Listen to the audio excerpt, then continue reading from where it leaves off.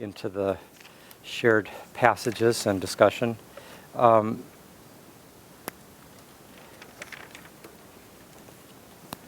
When Hillman makes that sharp distinction, could you, Jesse, could you shut that door for me? Oh, great, thank you. That sharp distinction between spirit and soul, which is perhaps an overly sharp distinction that many would argue, as say Lionel Corbett, down at Pacifica, and others, that spirit and soul are far more mutually implicated, overlapping. True soul is spiritual and true spirit is soulful. And I think there's much validity in that. But there's something to be said for making these overly sharp distinctions to see things that one hasn't seen before. By the way, there's that place where the Dalai Lama makes a distinction between spirit and soul in almost identical terms as Hillman, but is giving all the positives to the spirit versus the kind of moist temptations of soul in the valleys. It's very interesting, and it just shows you how the same polarity can be interpreted in with completely opposite valuations. But when he's making this, there's another this distinction. There's another move in Hillman, which is that of wanting to rejoin the two. And he talks about it. He says, my goal is to enliven psyche with intellectus, which is spirit. Psyche without spirit is pretty dull. This is Hillman speaking. He says, I want the puer psyche marriage. I want to bring that flame, the flame of logos, into psyche to create psychology, right? Psychology is psyche and logos together. And if logos is connected to the spirit, to intellectus, and psyche, then to bring those two together, you essentially have to have a solar-lunar conjunctio. And indeed, I think he succeeds very much in that. And this is one of his recognitions, that while he's making all those sharp distinctions and polarities, that he's actually serving an underlying unity. He views psychotherapy as something not that you don't do something to the psyche, but you let it be. You let its voice speak. You let it be heard, and that's what's healing. He then made an aside about about living in the city. He said one of the great things about living in the city is people watching, because there's constant presentations that's happening. And this is why there's such a need for wide sidewalks. Instead of having 360 car styles, we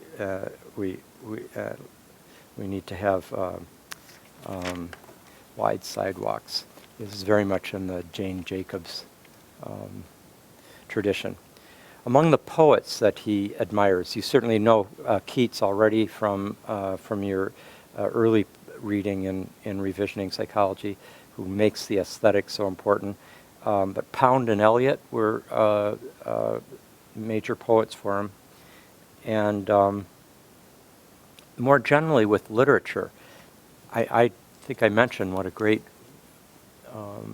lecture I heard him give on. I heard the recording of that he gave at the opening or reopening of the Globe Theater about Shakespeare. It was just really splendid.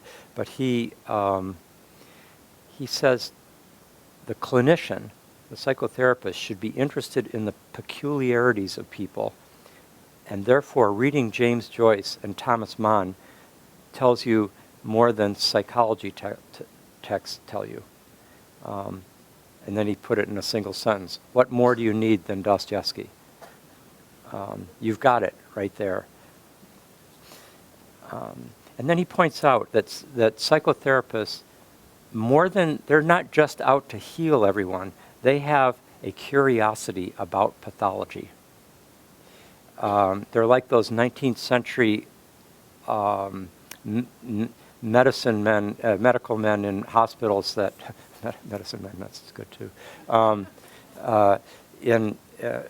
in hospitals who sought to observe pathologies, and it's almost like they had these, it's almost like having these kind of curiosity cabinets, cabinets of curiosities. He said, a strong desire for healing can keep us from observing the pathology because we want the improvement so badly.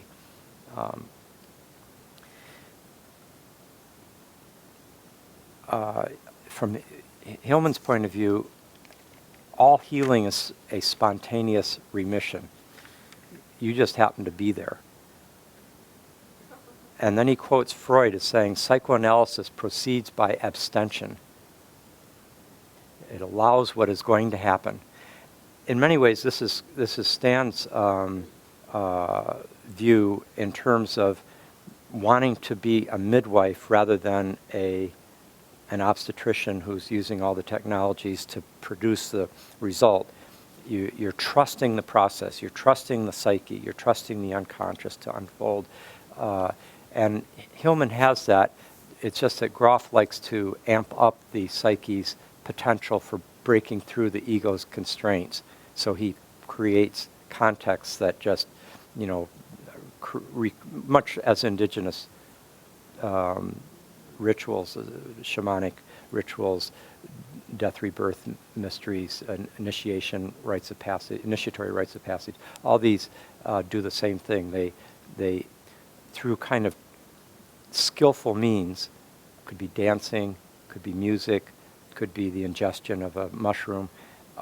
You shift the psychic economy, so that there's a greater opportunity for letting it happen, for the process to unfold, rather than being blocked in by the constraints of the introjected civilization. And Hillman points, he points to that well-known statistic that of 1/3 get better, 1/3 don't change, and 1/3 get worse, no matter what school of therapy that the patient's going to.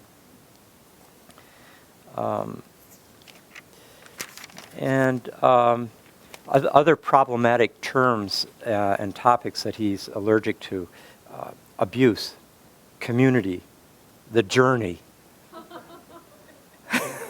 Doesn't that sound like the journey? Oh, if I hear another personal journey. But he's telling a story of his own journey while he's doing this. So he's constantly playing. And community is a word that he's just put down, but watch, he'll use it in about 2 minutes. Creativity.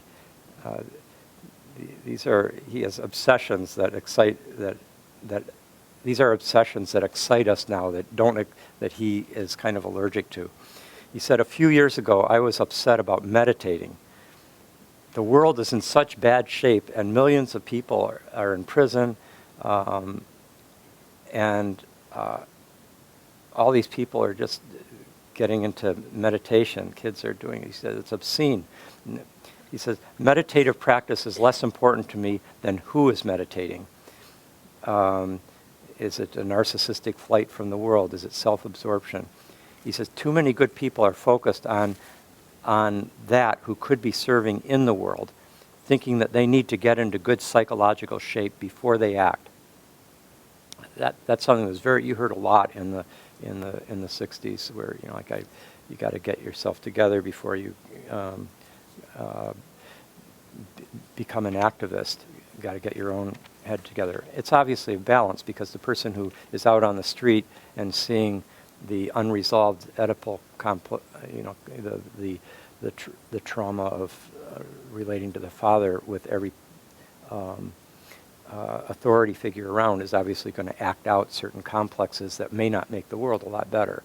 And Groff points out how often revolutions turn into very oppressive systems, because what's driving the revolution is highly the psychic charge is so potent coming from the perinatal and the archetypal level, but making the revolution on the literal level will not by itself resolve the profound traumatic residue that it was driving the revolutionary energy. And so the same energies are, it's like the Who's song, meet the new boss, same as the old boss, won't get fooled again. That there has to be a resolution at the archetypal and interior level. But if you go too far in that direction, then nothing ever gets done out in the outside world. So it's this, again, this kind of coincidence of opposites. You can't diagram anything I've written. Hillman said that. But you really get that feeling as you're revisioning that. Just like, maybe you could diagram it like this, sort of. I'd say the one big exception to that is his birth chart, which he uses himself deeply and is a kind of cosmic template of his archetypal dynamics. And now 2 minutes later, I told you, he uses the word community in a very insightful way. Because he doesn't like to use the word self, which is such a big word in Jungian psychology, also in ego psychology, etc., which is not Hillman's cup of tea. He says, for me, the self is the interiorization of community. It's not a unique enclosed me. It's the interiorization of community. And he says, the self that kept the Chinese dissident going through all the tortures in jail was remembering his teacher. That was the self that he could hold on to, was his relationship to a teacher. It gave him an anchoring. And then that's kind of the horizontal, that's Hillman moving in a horizontal way past this Cartesian ego to a larger interiorization of community in the self. Now he'll say something that is the vertical dimension, and he'll bring in Henri Corbin to do this. He says, this is Corbin who he quotes, "It is not I who individuate, it's my angel." This is another way of putting what Hillman talks about in the Soul's Code, about it's the daimon that moves us from the acorn to the oak tree. It's the daimon in us. But Hillman is so against kind of the achievement of the heroic process of self-realization, and he if there is some kind of authentic creative individuation going on, he wants to give it to the daimon. He wants to give the credit to the angel that's in us, to the process. And I think that comes deeply from his own psychic constitution, in which he didn't feel that the things that he willed were particularly constructive or fruitful. And more, it was just sort of sitting in the muck that seemed to bring a deepening of his aesthetic and souled appreciation of life, and that's where a kind of renaissance took place, a rebirth. Then he talked about in his own current life, in those years, the last 15 years that he spent, particularly in the Connecticut area where he's living, how he got quite active in the ecological, on a local level, in ecological issues. He said, it's a real practice to speak in front of your townspeople at a political meeting. It's not like speaking before 400 people who have paid a ticket to hear you.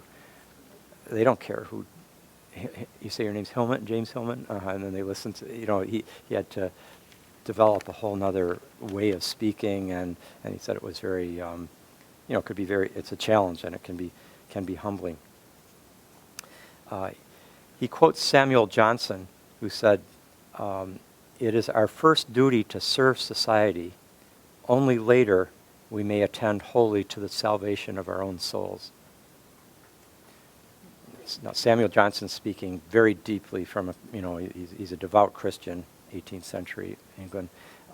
It's our first duty to serve society. Only later we may attend wholly to the salvation of our own souls.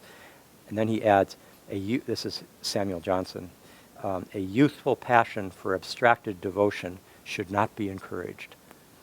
This is classic Samuel Johnson way of speaking, but I can see why Hillman was drawn towards that. Here's another one that he quotes from Samuel Johnson. If you are idle, be not solitary. If you are solitary, be not idle.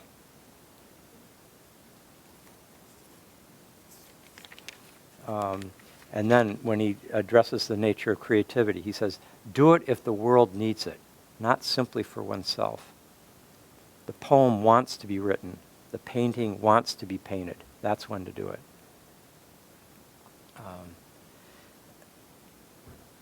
And then in terms of words that he feels have been overused, he then says he believes now that the word soul is almost burned up as a word.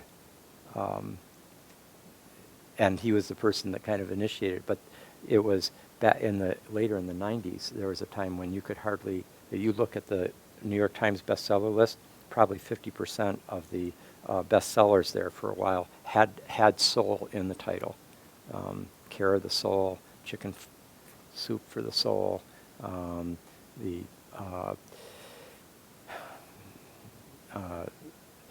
Soul was in, it would be like the Robert Bly, Iron John books and so forth. I think I'll just finish with some last points he made about, he saw Heidegger only once in a lecture, and he said he got no impression from him. He heard him, and it was a very unappealing presence. He had a very high voice. And he said among contemporaries in Zurich who really influenced him were Eliade, Portman, Corbin, Karenyi, all these classic Eranos figures. And particularly Corbin had a profound influence in making the imaginal world its own reality. He validated imagination in a way no one else had before, drawing on Sufi esotericism. But when he brought up the point about that he had no impression from Heidegger, he then made a kind of autobiographical aside and said, I was so confused when I was young. How long it takes to digest, to put it together, to make sense of it all. It's a very candid description of what it was to be in his 20s and in his 30s, where he was encountering all these considerable minds and spirits, and didn't feel up to it, and was, he said, I was so confused. And even in his 70s, I remember him saying that he would, he said, a lot of the time I'm walking around in a fog, and then some spark happens and he'll get going with it. But he's very candid about describing this kind of fog that he's enveloped in and he said, never, while he's talking about this confusion and how long it took to digest and put things together, he said, there never a single professor affected him in college or in his formal schooling. He said, I sat through hundreds of lectures and seminars distracted. And that's where this professor in Dublin, where he was taking this ethics class, said to him, take the odd note, Hillman.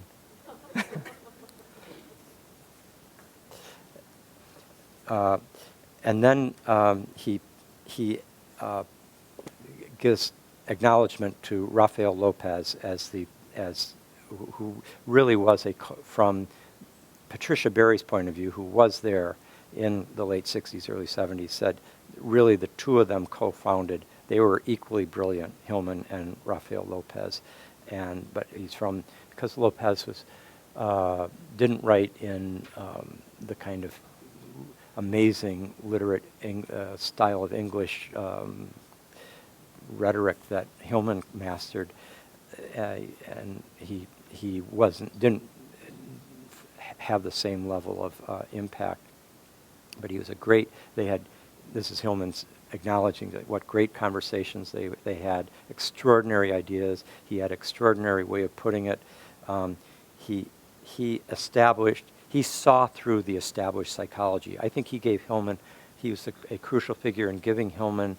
You sometimes need a friend, a peer, to give you the courage to become yourself by ratifying your discomfort with something. Because if you're just on your own, you might just think it's just me. It's my neurosis. It's making me see things this way. And by having somebody that was that brilliant as Rafael Lopez, affirming in a very articulate and often brilliant and creative way the kinds of insights that Hillman was having, it gave Hillman, I think, a certain, I'm just reading between the lines, but I think it gave Hillman that added strength of will to bring forth his own work.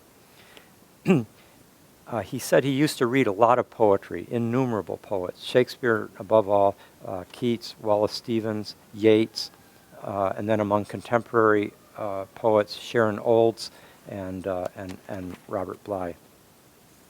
All right, I'll leave that there, and let's now, any questions on any of what I've just been sharing, or if you want to go directly into a passage that you'd like to have us focus on right now, we can do that. Please. You said something like, paint the painting only if it wants to be painted. But I also got, that's what Hillman's saying, right? Yes. But I also got the impression he was saying, don't focus on your own stuff. Go out in the world and make yourself useful. I think the way he's seeing those two as coherent is that in both cases, you're attending to something beyond your own self-achievement. What the community needs from you now may speak through the poem that needs to be written. And by acknowledging that the poem has the priority over the poet, he's essentially saying something similar to the idea that that the self is an interjected community, and that what was that phrase I shared with you last meeting? Something like, if you're not the way you don't become part of a community because you need the community, but because the community needs you. If you're not needed, what good are you? If you're not needed for something, then who needs you? That's how he put it.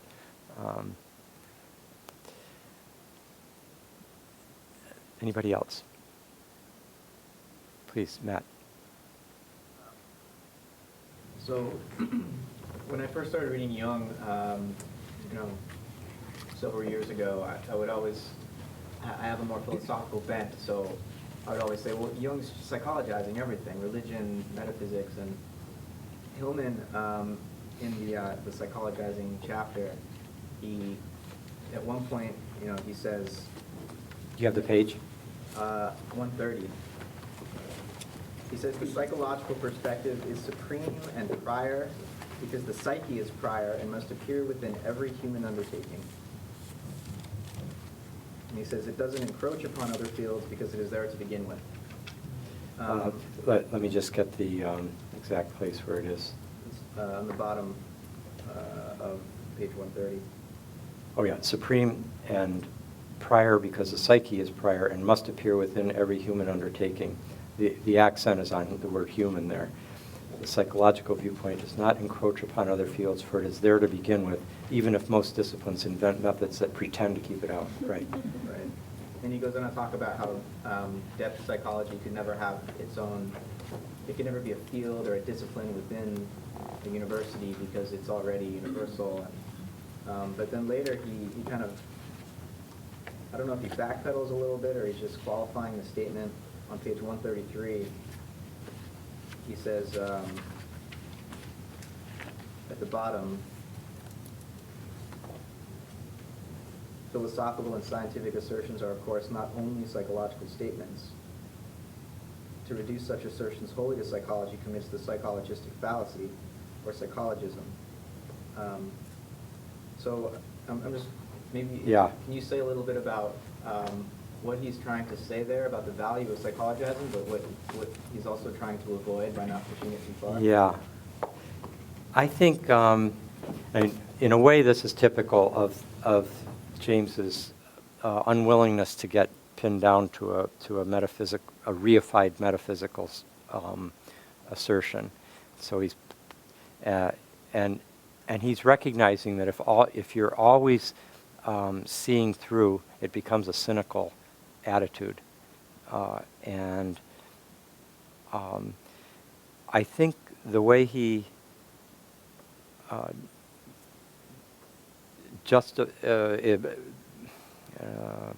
is understanding the value of the necessity of recognizing the psychological dimension of every philosophical or scientific statement is somewhat equivalent to Robert Bella's analysis of how social and economic factors and even biological evolutionary factors can be traced with the evolution of religion and different images of the divine and the relationship of the divine to that society. And from Bella's point of view, he's not seeing that as a sociological reduction. He's seeing it as these are social conditions, however, that accompany, that we can correlate with specific religious stances and experiences and in a society. And so he's not drawing he's not being causal, he's drawing out corollaries. And I think Hillman is in many ways doing that too. He's not ultimately saying, I think at his most self-aware, he's not saying that it's only the psychological factor that's making this happen, because if you state it that way, and if you believe that, then you've just reified something else, and that's the sin that he's trying to avoid. That's the fallacy he's trying to avoid. But it keeps him in a kind of forever irresolvable metaphysical fluidity, which, as we'll see next week, we meet in 2 weeks, is a part of the whole, I think, essentially postmodern thrust of his thought. And it's an important thrust. I mean, I just see he's playing a crucial role in dissolving old metaphysical certitudes. But I don't think in his later work, you see it start coming out in the last thing we'll read for this course, the Anima Mundi essay. And you see it even more in something I'll share with you, one of the last big lectures he gave, where he kind of looked to the 21st century and what kind of psychology he felt, what psychology would need to affirm. And you can see he's moving towards a metaphysical position. I think he felt he needed it. And you see it in that archetypal process conference and book, where it was called Whitehead, Jung, and Hillman, the self and divine in Whitehead, Jung, and Hillman, but the name of the whole book is Archetypal Process. And there, the Whiteheadian process philosophers are pushing Hillman to take a metaphysical stance. And while he won't allow himself to get pinned down, he comes right out and says, I agree, we've got if I don't have a metaphysical position at some level, I will be ineffective in some way in engaging the real problems of the world. You got something? Follow. If you think he would affirm philosophizing or doing metaphysics as a way of making soul, if there's a Completely. recognition Yeah. that it's never going to be complete and final, but that maybe for some temperaments that is a valid way of deepening one's relationship to Yes, psyche. I think he both says a number of things in this book about the importance of, like psychology needs ideas. It needs deep ideas, and he's obviously read a lot of philosophers. In fact, this is something I wanted to clarify for everybody who say hasn't read Passion of the Western Mind or hasn't a familiarity with what the history of Western philosophy.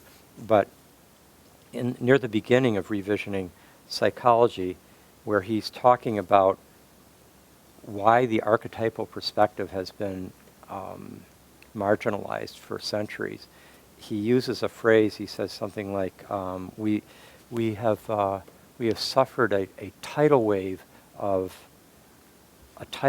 nominalism," and he's being very philosophical, and what he's referring to is the crucial battle that occupied philosophy. I know you know this, Matt, but just to share with everybody, the central battle of medieval philosophy, the scholastic, really from the early part of the Middle Ages in the 6th century, 7th century, right up through, particularly in the 11th, 12th, 13th, and 14th centuries. The crucial battle was between nominalism and realism. And realism was associated with Plato and Aristotle, both of whom affirmed the real existence of universals. Took different forms. For Plato, they were transcendent universals that were the archetypes, the real beauty, that capital B beauty was crucial for anything in this world to be beautiful. And that timeless, eternal, unchanging perfection of spiritual beauty, the beautiful, the very principle of the beautiful, was beyond space and time, but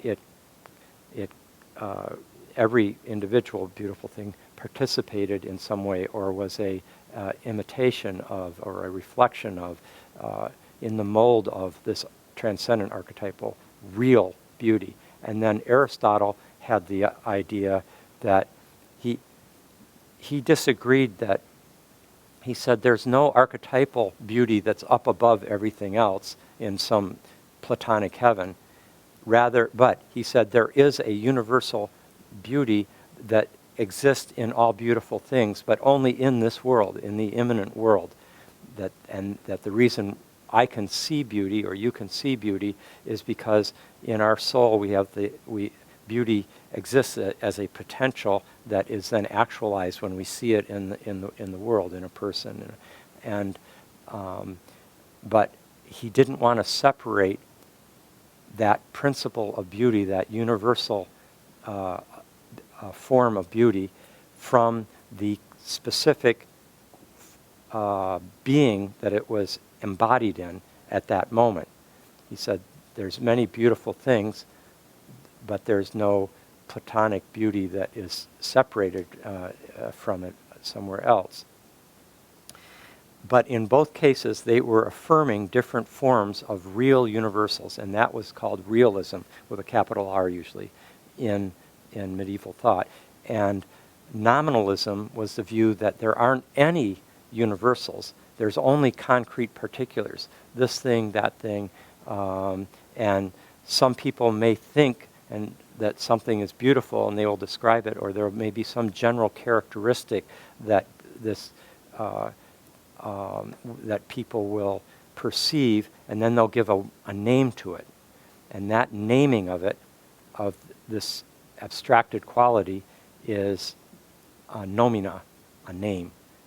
And it's just it's a convention.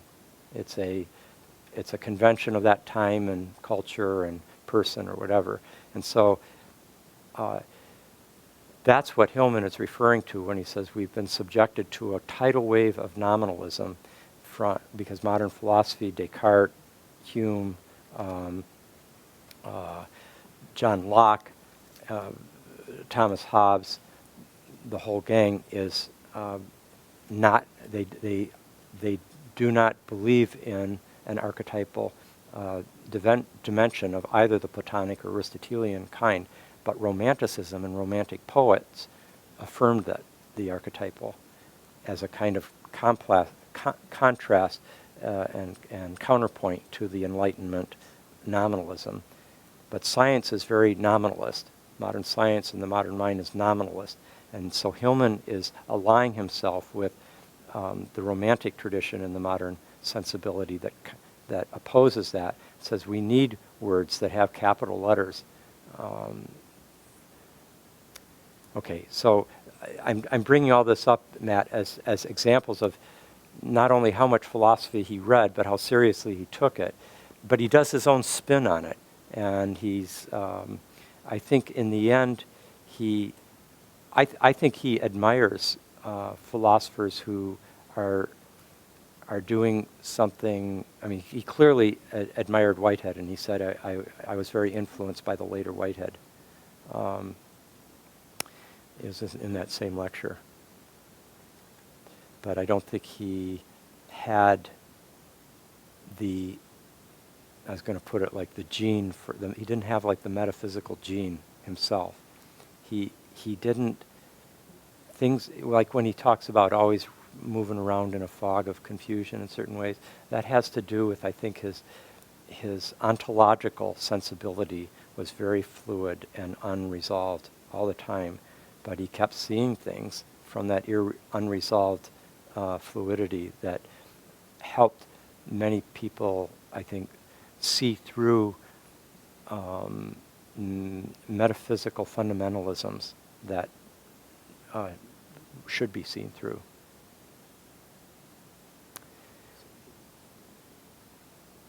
He's got this strident critique of nominalism, but yet he's very much Speak louder so everybody can hear. He's got this strident critique of nominalism, and yet he's very much on board with Spinoza and William James in focusing on the eachness. Yeah, good point. Eachness. Yeah, no, and depending on what hat he's got on at what moment, he will say almost opposite things.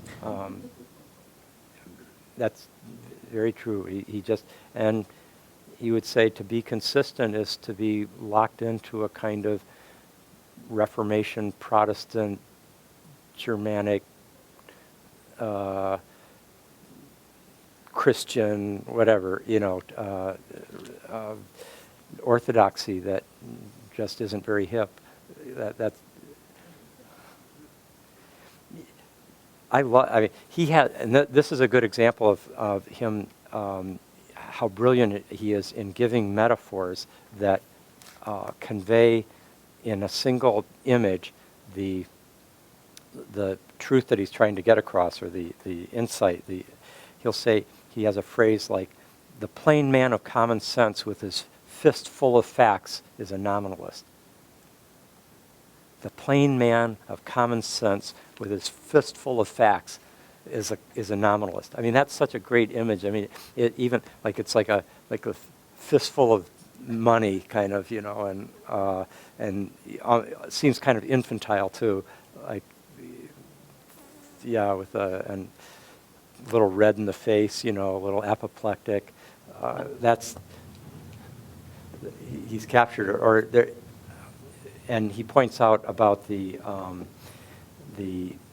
Protestant iconoclasts who wanted to eliminate all images from the Catholic churches and cathedrals and stuff. he talked about the Puritan, the Roundheads. He said, Roundhead minds were more concrete than the stones they smashed. Again, what an image. I mean, you just see these sort of almost like Roundhead minds, like that you kind of hit a big mallet on the top of, and that they would resist it. And if you've ever been in something like Geneva's Cathedral, where the Calvinists were very powerful, they completely destroyed the beauty of the interior of I mean, it's just absolutely denuded, St. Pierre's, when they came in. And why were they doing it? Because for the greater glory of God, that anything that was going to get in the way of the direct relationship to God, who was utterly transcendent, and the world had to be recognized as desacralized, or else you were letting idols get in the way of your direct connection to this absolutely transcendent God. And that helps, not only that move helps the modern scientific and modern selves move towards total objectification of a desacralized world, even though that wasn't the intention of the Protestant reformers. They weren't intending to help the scientific objectivism. They were intending to save their souls outside of the Mother Church, the sacraments, the relics, the indulgences, the polytheistic imagination of the many saints and Virgin Mary and multiple divinities of the Catholic imagination from the Protestant point of view. So that's he's drawing parallels there between the Protestant mind and the nominalist mind, and the literalist scientific mind. Okay, any others? Please, Jesse. Kind of in response to Matt's question, or the question of the metaphysics, I was just listening to a lecture of his earlier today, and he was kind of, I think, when he's in that camp of the psychologist, he was talking about with Freud, how if you bring it back to the beginning, Freud was always concerned with the symptom, and that it was always moving from the symptom, like that was the priority. And so he kind of just extrapolated and talked a little bit about how, like, in metaphysics, that there's not the same concern of like moving from the symptom first. And I thought that was interesting because there's a little bit of that allegiance there, it seems like. Yeah, that's a good point. I think earlier in today's class we were talking about Hillman's appreciation of Freud's focus on the symptom as being the crucial signal of what's not being included, which is necessary to include for healing to take place, but also because that's his entrance into the unconscious, is paying attention to the symptom. And I think this would be among philosophers, I think, why Hillman would appreciate somebody like James, who is always looking at the symptoms of William James, who's looking at the oddity that doesn't fit the metaphysical fundamentalism, that doesn't fit the whole, the Hegelian perfection. You see it also in Kierkegaard as well. There's just an appreciation for what doesn't fit into the Hegelian superstructure. And so if you could do philosophy with a willingness to constantly look at the symptoms of what doesn't fit into the perfect structure, then that would be a more psychological philosophizing. And that's why I think he regarded Nietzsche so favorably, because Nietzsche was so psychological, and in certain respects depth psychology comes out of Nietzsche. In fact, you could say, really, the two great postmodern prophets, if we can use that word, are the contemporaries, Nietzsche and William James. They were born within 2 years of each other, and 1840s, and they both they both represent that they're both psychological to their core. And in fact, James really brings psychology into its own in the U.S. universities. Any other passages that somebody'd like to share? Please. I noticed on page 68 they were trying to define soul. Okay. And I find it interesting. I just found myself laughing because I never heard this before. Descartes called confining the soul to the pineal gland. Oh, right. And then I just started thinking recently. I don't know if any of you guys read that study where they have this helmet where if you could have the God experience. Yes. And now, so I just started thinking about that, going, okay, so our soul lives in our pineal gland, and now we can wear a helmet so we can talk to God. Yeah. No, the same mentality is still in control of certain parts of the established worldview. Yeah, that's exactly right, and it's a kind of mechanistic. It's a psychology of explanation rather than one of understanding. Find concrete explanations for the phenomenological point of views in which there is no explanation. In which you can reduce it into Right. nothing. Right, exactly. Yeah. It's an illusion of the neurons. Yeah, just on that point of the God helmet, just as an example of how that can be literalized, it doesn't work on everyone, and there have been different reports where famous scholars will go and try it out. Susan Blackmore, a cognitive scientist, tried it and said she had one of the most profound experiences of her life, just experiencing the presence of God or the presence of some higher intelligence there in the room with her. Richard Dawkins tried it and said he felt a strange sensation in his leg. So, it depends on the temperament of the person, it seems. You have to be open to the experience.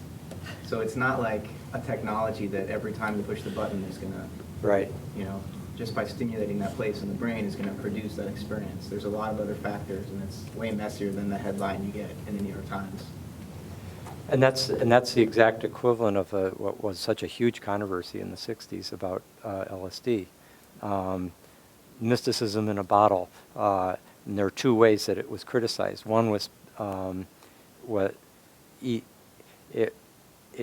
it seemed to be a way in which one could either say the religious experience was nothing but a chemical reaction, and so you could reduce it away to that, kind of like a psychotic biochemical imbalance that took on hallucinatory proportions. And so that would obviously be criticized by religious people, theologians, etc. But it was also criticized that it couldn't be authentic if it was something that could automatically happen if you just took LSD. And this was a huge controversy. You probably know about it. Zahner, Zahner, the British theologian, it was kind of like him versus Stan Groff and Houston Smith and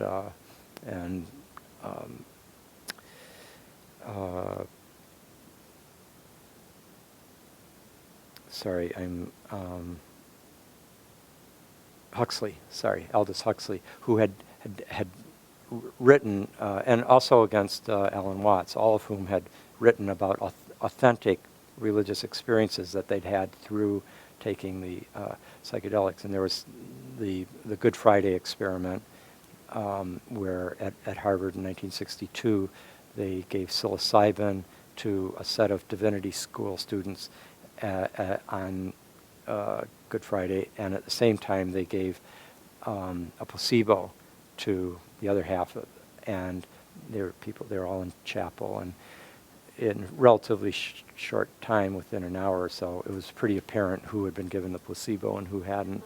And many of the divinity school students said that that day had brought them the most powerful religious experience they'd ever had in their life.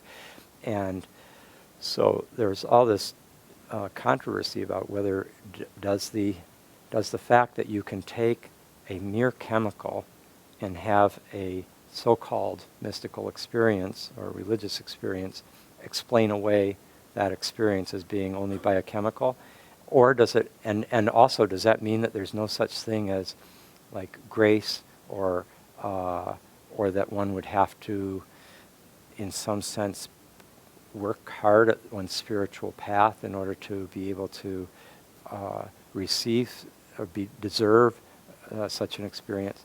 And this is a very complex issue. We won't go into all the issues of grace or etc., or whether one earns one's spiritual awakening.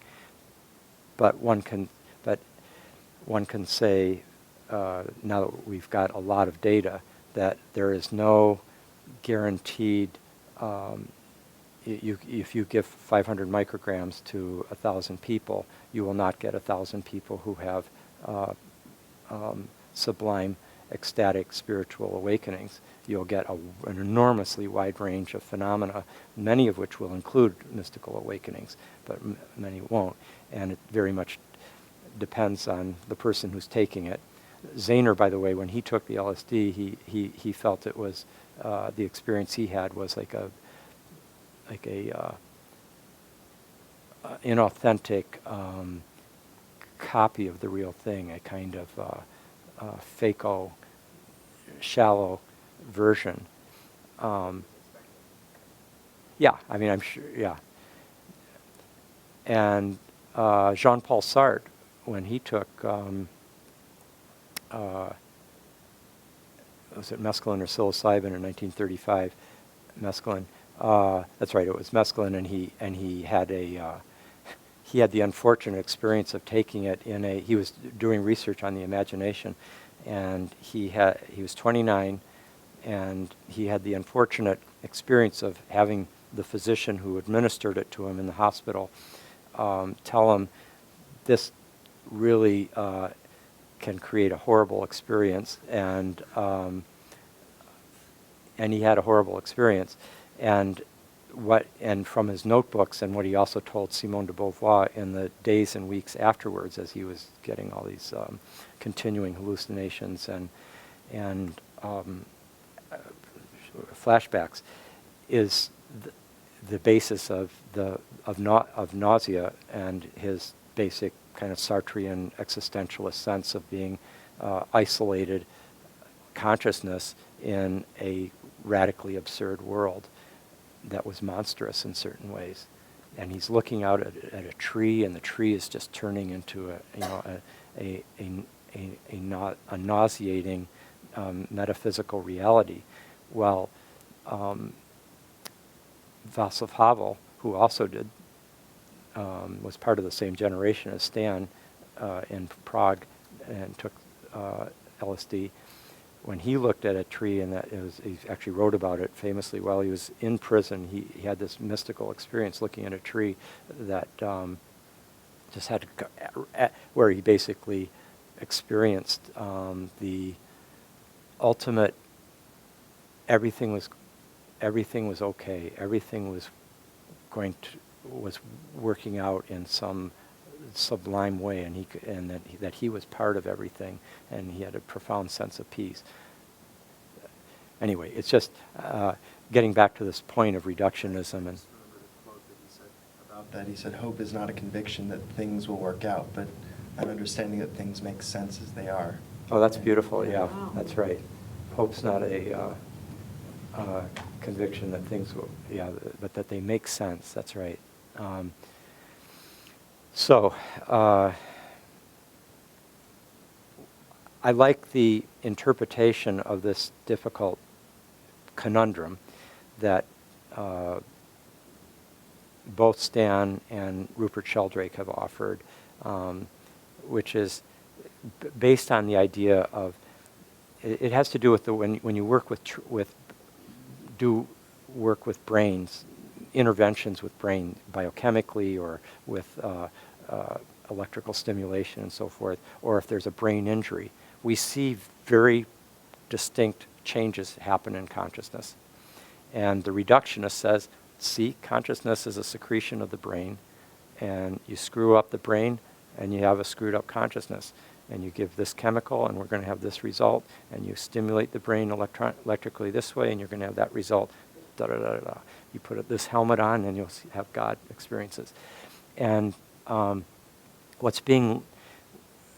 this is from Sheldrake's and Groff's point of view, this is like basically mistaking, this is, I'm paraphrasing, this is my metaphor, but it's equivalent to what they would say. This would be like thinking that the music of Beethoven that's coming out of the sound system is ultimately rooted, sourced in that sound system. And if you took apart the sound system and the tubes or the transistors or the digital devices, that you would get to the reductive foundation of where this music's coming from. But we know that this is actually Sheldrake's metaphor, the television, that the television is serving as a transmitter of something else that's happening in another dimension. And for us to make the mistake that it's actually happening inside the box of the TV, and if you take it apart, you're going to see those little people, and Ed Sullivan introducing the Beatles or whatever, is a big, it's an ontological error. It's serving as a medium. It's serving, and it's quite true that if you unscrew something, pull out the plug or whatever, you're going to have a big effect on what comes through on the screen. But that doesn't explain the source of what is coming through.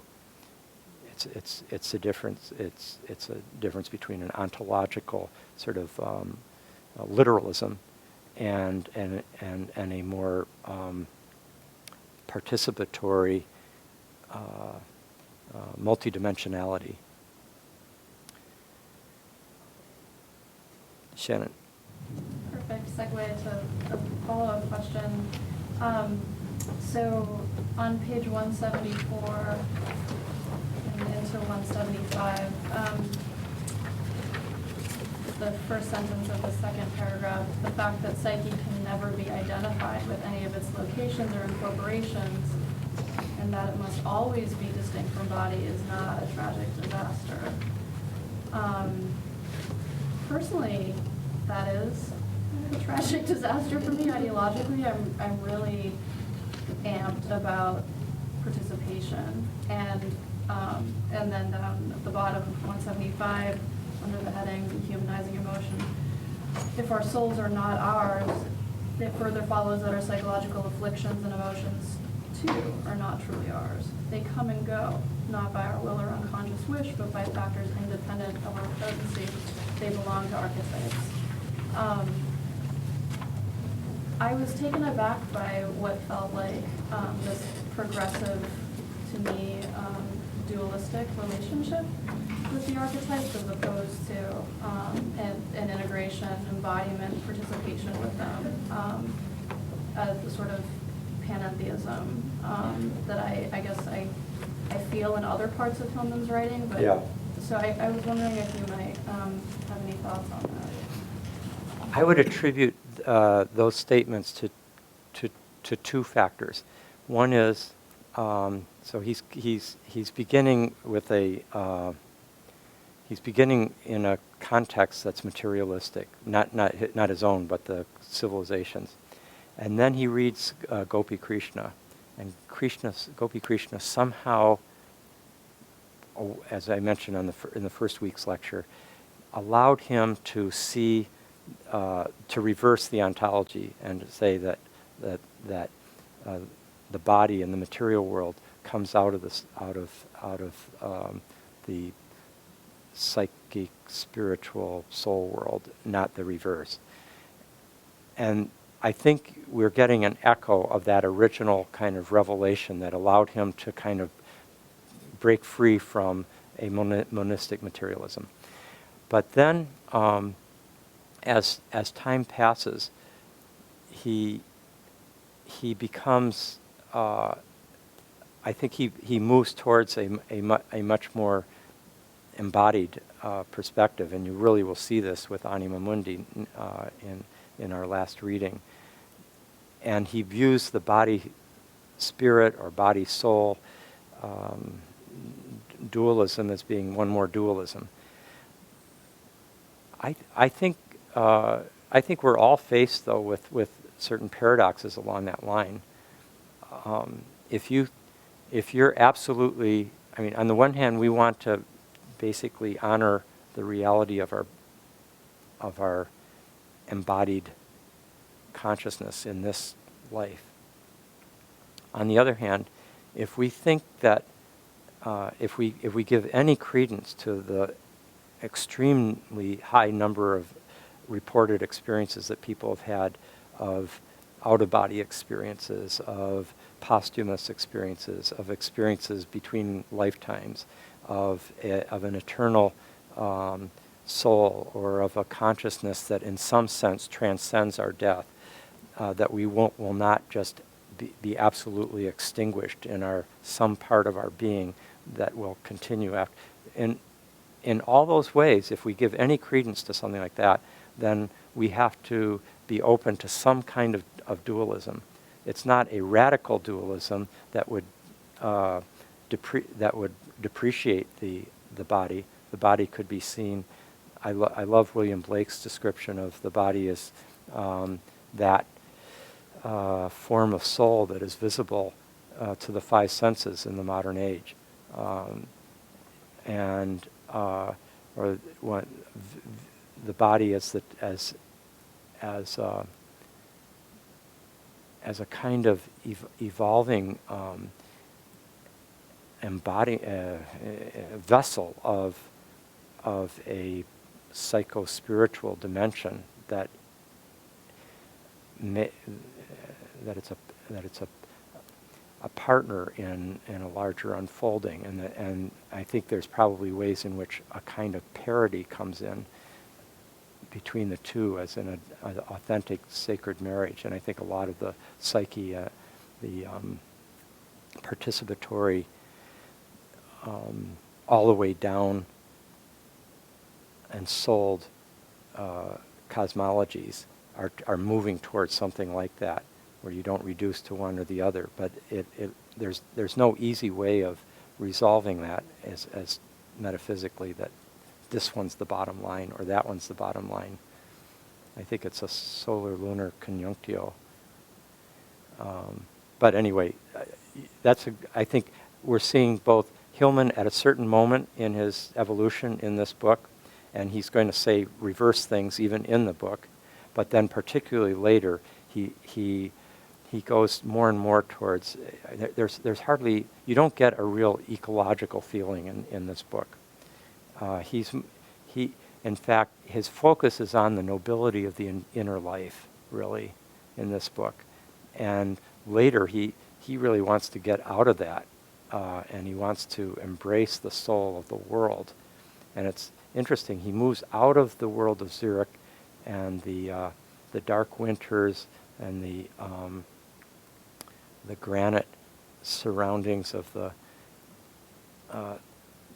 Swiss world that he was in there, where he did so much interior exploration, and he goes of all places to Dallas, where he was offered a position at a time that he wanted to leave Switzerland, come back to the U.S. Well, I'll give more autobiographical account of this later from him in next week, but in a later class, not next week. And there was something about being in this most sort of urban American modern context that he started recognizing that we need to see soul in the world, not in the consulting room, and we need to, he said, otherwise our economies are depressed and our buildings are anorexic, and the psychopathologies that we're not, the psychopathologies are not just contained inside of our brain or the human being. We live in soul lives in the world, and he starts bringing a kind of psychopathology of the world, and that's why he can ally himself with eco-psychology from its beginning so effectively. He and Theodore Roszak and several of the other early eco-psychologists were overlapping in their perspectives, and you wouldn't have necessarily thought Hillman would go there if you just read early Hillman, but he was really ready for it, as we'll see when we read him. Anybody else? Josefina. I'd like to share a paragraph here by Hillman because of its beauty and I think its resonance, and also because I have a question, something conflict about it. It's on page 106 at the top, and it says the soul making of pathology has its distinct flavor, salty, bitter. Its skin's alive, it wounds, bleeds, making us excruciatingly sensitive to the movements of the psyche. Pathology produces an intensely focused consciousness of soul, as in undergoing a symptomatic pain, sobering, humbling, blinding. It gives the hero a little twinge of heal, the soft spot that reminds the ego of death of soul. And then it comes up with a quote from Salinger that's very, very humorous. It's when his sister, the hero of Salinger's story, asked him about his symptom. He says, "Yes, I have an ulcer, for Christ's sake. This is Kali Yuga, buddy, the Iron Age. Anybody over 16 without an ulcer is goddamn spy. It's a goddamn spy." And so the conflict I have is that I feel so resonant with being in these different states of mind and their conflicts, and he describes them as the archetypes and the gods. So my question is, where is the little I? Yeah. The me. What is the role of the me here? And if, when our souls are not ours, what do we do? Does the I do anything to the art? I mean, do we have any influence in the gods, or is the I just a completely something that comes and goes and disappears? Yeah, this really connects with the second part of Shannon's question. and I, in the course of answering the first part, I didn't respond to the second, and now it's relevant to both of these. Here's my sense of that. I think for certain personal reasons in Hillman's life and psychological evolution, his experience, I think he did not experience himself as being like the captain of his soul and the master of his destiny.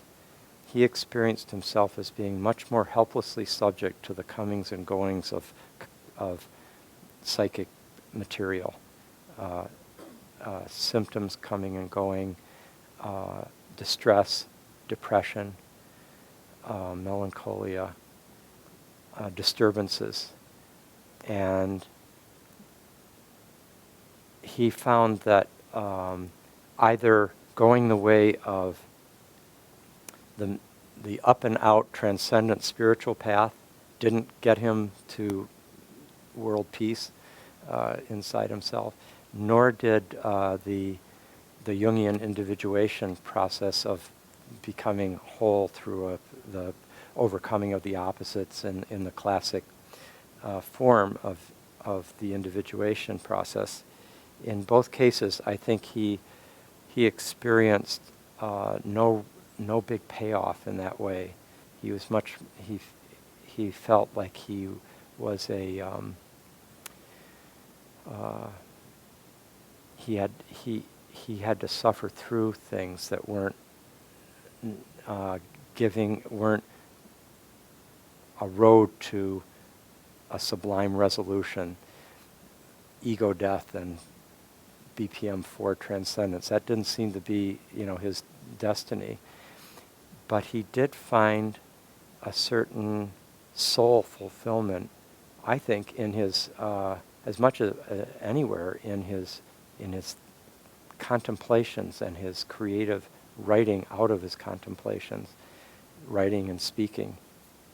Similar to Nietzsche, where, Nietzsche suffered psychologically and physically, particularly physically, as much as, you'd ever,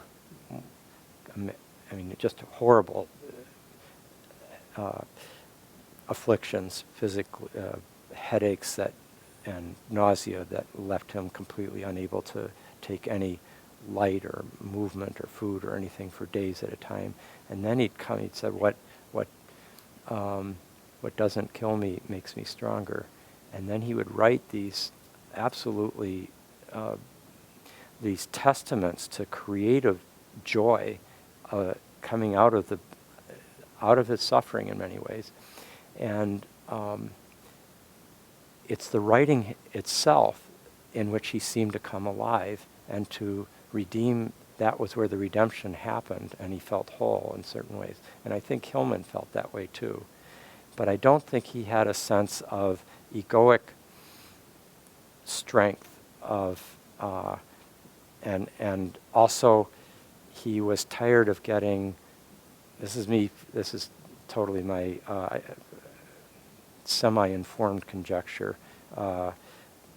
I'm sensing that from different controversies that he was in, different things that he was criticized for, the occasional scandal and so forth, I think he just was so sick of the hypocritical kind of Puritan ethic around him that he was the butt of that, or target of, that he, this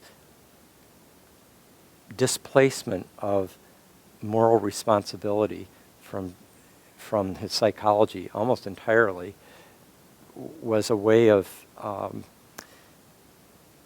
honoring psyche at the same time as getting out of the way of the judgments of spirit coming from the northern half of the European psyche that he was subject to, or of the European world. So this is my read, and I think that's why he, in your case, was also, he always wanted to emphasize the power of the, it's like of the gods, of the archetypes, and yet he would then, I'm just thinking in another time, would say, but we don't want to literalize this and just say, well, I'm a bastard because I'm special, because the gods are in me, and they're making me do this, or I get these headaches because I'm a shaman. That kind of literalizing, he didn't like that at all. So he could see through it in other people, but perhaps every once in a while he might be psychologizing in a way that is reflecting his own unresolved. I think it's an authentic description of his own experience. It's a confession in a way. I love that passage from. This is from Franny and Zooey. Yes, I have an ulcer, for Christ's sake. It's the Kali Yuga, goddammit. If you don't have one and you're over 16, you're a goddamn spy. The whole book is written like that, Franny and Zooey. It's just all written at that kind of level of conversational fluidity and authentic hipness. 1955. Actually, that's from 1957 when Zooey came out in the New Yorker. Please, yeah.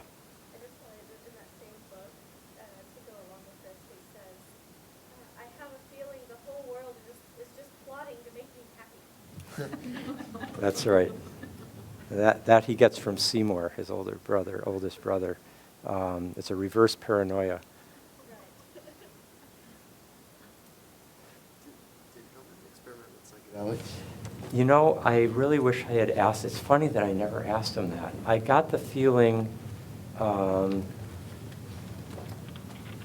a long time I thought, no, that he hadn't. And then I got the feeling that he might have tried something very tentatively, like not too much, and didn't have a decisive experience, or it wasn't helpful to him. He refers to it as, he refers to the psychedelic massa confusa. I don't think it didn't call to him. And my guess is, knowing him, he would have regarded it as too risky of his psychic. He had found a way within his neurosis to be very, very fruitful, and to kind of delight in his fruitfulness. And why destabilize that? He already is conscious of being very vulnerable to the psychic eruptions that can take place if the gods got angry. Why tempt them? That's my guess. I don't, yeah.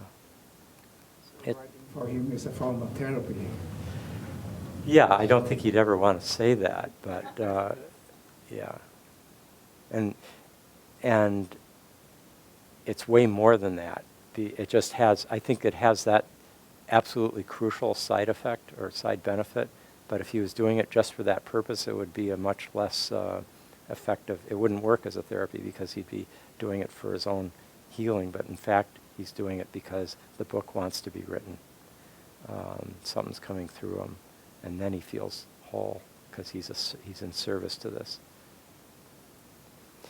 And any other, please. Mm-hmm. This relates to me personally so much that I got afflictions. Give us a page. Page Henry. 104.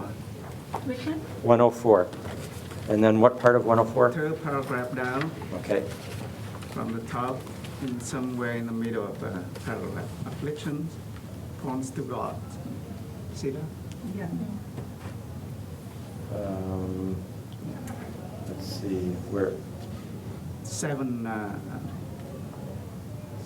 sentences. After From pathologizing apologizing. a peroration.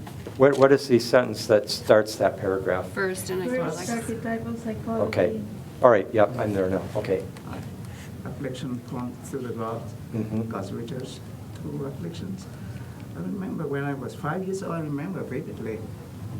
I went to the river, it's a deep river, and I jumped into the river because seeing my friends were out there. I never swam before and never dived into the river. But I innocently jumped into the river, and it was very deep. And I will almost drown. And my friend pulled me up, and I was almost died. So my grandfather, that evening, cooked up 7 chicken eggs. And he took out the shell and cut it in half. And he went to the place where I was almost drowned. And he put incense on the way back home, every 100 feet or so. And he said that this to call your soul home. And somehow the day after that, I had no trauma with the river at all. I went back to the river and I jumped out. And I swam with my friend and I learned to swim again. Maybe that's the way of... Yes, and you watched him do this, is that right? Yes, Yeah. he went with me and Yes. he called my Yeah. names and my soul. We say it's a soul calling procedure Yeah. Yeah. And was this in Vietnam? in Vietnam. About what year? When I was born 1955, so it's about 61, 62. Uh-huh.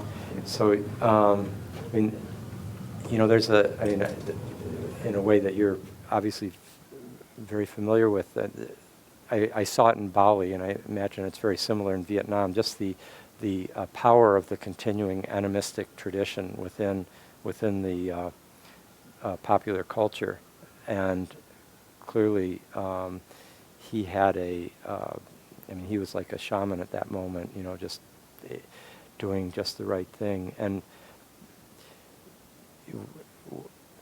one could say, I'm sure, like a reductionist would just say, well, it's a very effective, suggestive thing to do for a suggestible child. But at another level, I think he was probably interacting in a very skillful way with a subtle dimension of being that he was able to help resolve. Yeah, what amazed me though, I think, why didn't I get scared of the river the day after? Yeah, Because maybe his ceremony works. yeah. Thank you. A happy thought. Thanks for sharing that, Henry. Okay, anybody else? The inquiry into pathologizing and what that's done with us, to us, for us. Yeah. Yeah. Does he? I mean, doesn't he? He honors and almost celebrates suffering in a way that makes the suffering soul in all of us be grateful. I think that's something I found from the beginning in reading him. Like, thank you for saying that, because suffering is such a huge part of the human condition, and for him to give such robust literary and really a kind of spiritual affirmation of the value of suffering. It's because suffering can very easily be depreciated within different, like, oh, you're obviously not doing the right thing in your spiritual path, that kind of thing. And somehow he gets us past that. In that sense, it's almost like a higher spiritual quality that he's got. Yeah. Is there a passage in particular? Just on page 74, I just like how he, it's the second paragraph down, towards the end of it, he says, in defining psychotherapy means to serve soul, not to treat it. And so that, just that little shift. And then he goes further on in the first sentence of the next paragraph, serving soul implies letting it rule. It leads and we follow. So a lot different than many of the medical and pathologizing models. Yeah, it's the midwife over the obstetrician. Right. Although the obstetrician can be very valuable sometimes, but in this trusting of soul, trusting of the unconscious in another framework, very true. And that reminds me of this passage from, if you get a chance sometime to see a film called Kind of Blue, which is based on, I mean, the title obviously comes from Miles Davis's Kind of Blue. Miles Davis and Hillman were born the same season, the same year. And in that, it's about melancholia and depression. It's blue as the blues, as the blue as a psychological state. And he was talking about there's a lot in there about depression that's just beautiful. And he talks about how he talks about the blues, for example, moving out of the black, the negredo. He says the blues are the black singing. Do you see how he's like playing different levels at once, and like, think about B.B. King or Big Mama Thornton and so on. And then he says depression stops the mind's inflation, that it can understand everything, that it can come to grips with anything. It stops that. He says to not be depressed is to be out of touch from the soul of the world, the anima mundi. And that's when he brings in, again, Salinger's, if you don't have an ulcer, you're a goddamn spy. He says, he also makes a distinction between depression and melancholy. He says depression is melancholy without the gods. It's pure withoutness. And then he goes on to say, it's important for the therapist to have a wider sense, a more expansive openness that sees depression in a broader view, that can accept it. He talks about the Native Americans' depression, the collective grief, the mourning from the loss of their land, and thus their gods, and their connection to the soul of the world. they have the highest suicide rate in the country. And he said, suicide is, or rather, then he says, depression is endemic in the United States as a whole. And he says, but we have a manic culture which is constantly trying to suppress that depression. And he says, depression forces remorse, which our culture does not do well. And he says, depression is also trying to slow us down. Remorse for genocide, remorse for the oppression and slavery, remorse for species extinction. This is where he connects so much to the eco-psychology awareness that a lot of depression that is simmering in the collective humanity is the earth inside us mourning for the species that are being lost day after day by human activity. And he said, if we could embrace the depression that is not acknowledged in the United States, it would put a huge inhibition on capitalism, on free enterprise. It would slow us down. And depression helps us recognize, he says, like, everything in life is ultimately inexplicable. Reason stops. He says depression is the feeling of that. It's a counterpoint to that manic, I understand everything. And if I don't understand it yet, I'm going to understand it. You know, it's as soon as I think about it a little bit longer, and I'm going to manage it. And so he's got this appreciation deep down inside of I mean, it pervades his sense of his psychology, his orientation, through and through. And he talks about mania is visible when one is afraid of stopping, when one does not stop. It's go, go, go.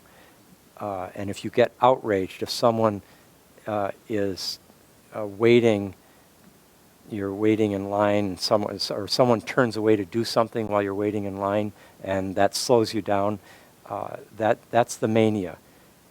And he says, in fact, like, we lose every day. And without loss and without taking time for loss, there's no time for soul. I think that he's got a very profound appreciation of the role of depression and melancholy in the soul's life. I really value that in him. That's from the film called Kind of Blue, which is a documentary that focuses particularly on Hillman's work. But I think, as I recall, there were interviews with some other people as well. But Hillman was the main person. And I'll leave you with this thing that he points out about the relationship of depression to heaviness, and which is related to the word gravitas, gravity, weightiness. And he points out that the word gravid, which comes through in English and in the Scandinavian languages and in French and Latin, is a word that means pregnant. And that's just what happens in people's perinatal experiences, where they're feeling the heaviness of life unto death, like just so heavy. And then at a very deep level in the death rebirth mystery, you experience that heaviness of the very old man, just like can't barely go another step. Is actually the heaviness of the pregnancy reaching its absolute climax, where it starts to move into the birth labor, and tremendous energies that had been making one feel very, very heavy suddenly become propelling one into and propelling this new life.